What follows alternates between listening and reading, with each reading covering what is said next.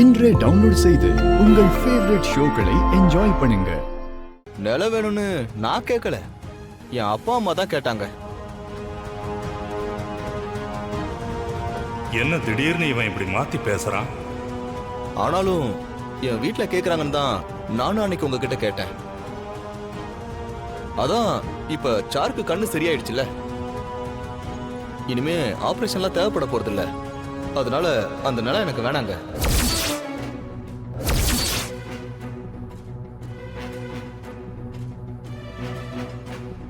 என்னங்க நீங்க மாத்தி மாத்தி பேசுறீங்க?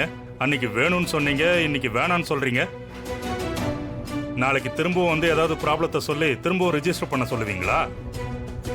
எடுக்கிற முடிவை கொஞ்சம் தீர்மானமா எடுங்க. நான் நல்லா யோசிச்சு தாங்க சொல்றேன். டேய், என்னடா மாத்தி மாத்தி பேசுற? மனசுல தோன்றதாங்க பேசுறேன்.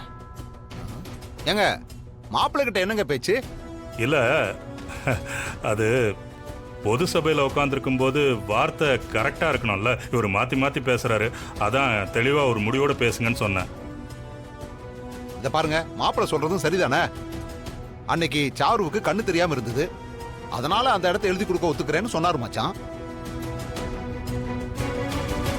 இப்பதான் ஆபரேஷன் எல்லாம் முடிச்சு சாருவுக்கு தான் நல்லா கண்ணு தெரியுதே, அப்புறம் எதுக்கு அந்த இடத்த எழுதி கொடுக்கணும்? மச்சான், இனிமே இடத்தையெல்லாம் எழுதி கொடுக்க தேவையில்லை மச்சான். அண்ணி, இத நம்ம யோசிக்கவே இல்லையே.